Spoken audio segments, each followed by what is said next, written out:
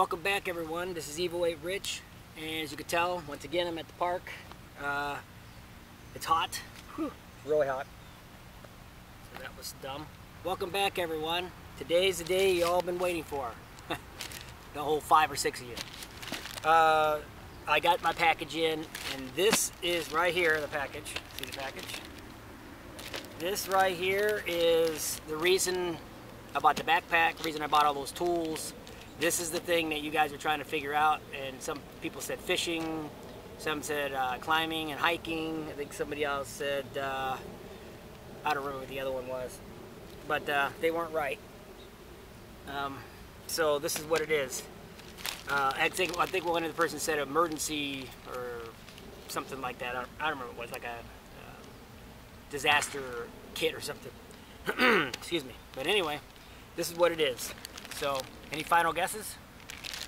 All right, let me go ahead and open it up. As you can see, I already pre-opened this piece here so we can get it out. And this might be a sneak preview. It says King Kong right there. Can you see that? Now I'm going to go ahead and open this and show you. And then I'm going to get some closer shots so you'll be able to see. I don't have a tripod, and just kind of put it on my chair. And my mini tripod is busted, so I just kind of put it up there. All right, so this is what we got. It says a delivery list. This place which says what it is, and you won't be able to tell. Can't see it. This shows you what it is. Can you tell from the outside? King Kong 210 GT. That's what it's called, the King Kong 210 GT. Like I said, I'm going to show you from a distance what comes in the box, and then I'll show you everything up close. So I'm going to go ahead and open it up now. Alright, so first thing we're greeted with, let's turn it this way so you can see it, hopefully, is a checklist of all the parts. Tells you that everything is okay. I'll go through that a little bit more, maybe, once I tell you what it is. And this will give you an idea for the first time what it actually looks like. This is the owner's manual. You got 2 different versions there. Yes, it is a quad. It's a quadcopter, that's what it is. And the backpack itself is going to be a FPV backpack, so we use it. So if you don't know what FPV is, it's basically first-person views where you put the head thing on and you fly around. But that's what the backpack's going to be for. It's going to be FPV backpack. So this is what I bought. This is what it is. King Kong 210 GT. So that's what you get there. Props. Lots of props. Props on both sides. You got left and right, because you got some that spin left, some that spin right. Okay, we got this right here is it says BL Heli on it, and this is for your speed controllers. Adjust your speed controllers. And this right here is some zip ties and some double stick for the battery. Excuse me, for the battery to be sitting on top. Some stuff there. This is a connection that's battery strap. And I can't think of the name, HMD, whatever, the connection for the computer. They got a connection, USB, sorry, USB, so you can connect it to a computer and you can do some tuning on it. That's what it's for. Oh, that was a tough word for me this morning. Okay, now here's the quad itself, but I'm going to go ahead and put that aside for now. That is the main thing. All right, in the bottom of the box here, you can see that.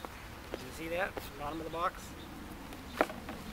You got the transmitter. First thing you got is a battery charger. It's a B3 20 watt 3-cell battery charger. It's not the best, but it will work for. I'm gonna buy another one, but this is what comes in the box. You have a battery. It's a 1300 11.1, which is 3 volt or 3 cell 25C LiPo battery. You get one with that. This connection here is a XT60. That's what the connection is. It's pretty the most common one. You'll see that on most of them now. Let's get that out of the way. You got another little bit. This is a bind cable. In case you bind, basically means with the radio and the quad or whatever you're flying is going to connect it. If you lose connection, that's what that's for. So that's a bind plug in case you need that. What else we got in here? This is the connection for the battery charger to the wall. And we also have one of these battery checkers. These are pretty cool because you can take the battery and you plug it in here to the balance lead. It will actually tell you how much is on the battery. It's really loud. It tells you this is 11.4 volts, one is 3.8, 2 is 3.7, and the other 3 is 3.7. It's basically, I don't know if you can see that or not, it basically tells you what the battery has and what each cell has. It's something you put on board because this particular quad doesn't have an alarm on it, or a buzzer, so when your battery gets low it's not going to buzz, so I'll put this on there and then it will buzz. It will make a noise, you know to land so you don't ruin your batteries. And this is the receiver. This is the transmitter, or your remote control, whatever you want to call it. It's the FlySky FS-i6. Here it is. Got your switches here. This switch here should be arm the motors, and this switch here should be your different modes. You're going to have your regular mode, I don't remember what it's called, and your acro mode is going to be the bottom one, and your horizon mode. So basically you have a mode where where the quad won't flip, like beginner mode, and then your middle mode here, the cat's checking it out, is basically where it will flip but it still self-rights itself. And then you have the very bottom one here where it won't self-right itself, and it's acro mode. That's like what the pros use. So you have the 3 options here. It's really nice remote. This one takes batteries. Only takes 4. It's a really nice remote. And so now, we'll step aside here. I'll get the box out of the way, which he loves boxes. We'll put it over here so you can play with it. Let's show you the piece de resistance, whatever that is. I don't speak French, obviously. Alright, so let's pull the antenna out. You have a right-hand circular polarized antenna. This is the right hand. You have lefts and rights. This is the right-hand one. And you can see it has a really cool little green protector on the top. This particular one has green accents, as you'll be able to tell when I pull it out. Okay, this is the King Kong 210 GT right here. Look at that. It's all full carbon fiber on the bottom. The carbon fiber on the bottom is 3 inches here, and the top is 1.5. It's actually not 3 inches. It's the, I can't think of what it is, but 3 millimeter. So it's 3 and 1.5. This is really durable, very, very durable. It's got 20-inch speed controllers here, and 20 amps. Yeah, 20 amp BL helis. I'll give you a closer view, like I said, when I get it out here. You got your you got a nice LED in the back here, bright LED in the back. The motors themselves are 2205, 2300 kV, brushless, of course. Stop. You're eating the box. Don't eat the box. You're eating the stuff inside. You got a camera here, FPV camera. I'll pull out some of the numbers in a second, and I'll go over some of the numbers when I show it to you up close. I'll start reading off some of the numbers, but this is what it is. This is what I was waiting for. This is a 210, so basically it's 210 millimeters. They call it from wheelbase, so basically from diagonal measure from here to here is 210 millimeters. That's what they mean by 210. And this holds 5-inch props. Those are 5-inch props. These props here are 50-40, which means 5-inch by 40 pitch. Stop it. So that's what it is. So let me get a closer view for you guys. The cat's getting me all tangled up here, and I'll go over some of the specs that I have. All right. So let me put it down. Here it is. All right, here it is, guys, up close. Obviously, the antenna is going to go here, like that. It's a 5.8 gigahertz. Okay, I'm gonna read off some of the stuff as I pointed out, because I don't know it all offhand. Obviously, like I said, it's carbon fiber, as you can tell from the bottom. It's really good quality, heavy, really thick. The motors are 2205, 2300 kV, brushless. Got 20 amp ECUs right here. This is capable of using 3S and 4S batteries, so basically 3-cell and 4-cell. They call it it's for basically series, how many batteries you have in series. It has a F3 flight controller. It's 5.8 gigahertz FPV, 32 channel Cover's got a 600 megawatt receiver, which transmitter, which some people don't really like the 600 because it will interfere, and it's not changeable, so it has to stay there. The camera is a 700 TVL. 700 TVL CCD camera with 115 degrees of point of view, and it is adjustable. This actually can be mounted up here upside down, so you have more tilt, because when you go flying really fast, you want the camera to be tilted because it actually be flying in this position. So that's the camera there. Let's see what else it says. Standard camera hole for vertical adjustment, brightness, multicolor LCD. Okay, like I said, it's the model 210 GT. The upper plate is 1.5. The bottom is 3. Flight controller is a micro F3. It's got a micro F3 flight controller inside. Props are 50-40. I told you the BL heli, the ESCs are BL heli, as I said earlier. 20 amp, 2 to 4S. Video transmitter, 5.8 gigahertz, 600 watt. Antenna, polarized, right hand circular polarized is the antenna. Right hand circular polarized, that's what that is.